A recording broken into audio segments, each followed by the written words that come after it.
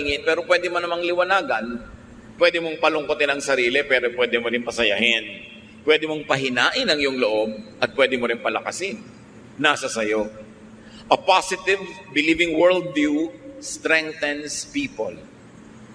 Kahit po sa mga pag-aaral sa mga ospital, yung mga pasyente na may religious belief, lalo yung may strong spiritual conviction, mas mabilis sila na mag-respond sa medication. Mas tinatablan sila ng gamot at ng therapy, at ayon sa pag-aaral, mas mabilis silang gumaling. Napakahalaga na pati ngayon ang siyensya ng medisina ay nagpapatotoo na ang pananalig ng tao mayroong kinalaman sa kanyang kalakasan ng katawan. Na pag buo ang kanyang loob, pati ang katawan niya sumusunod.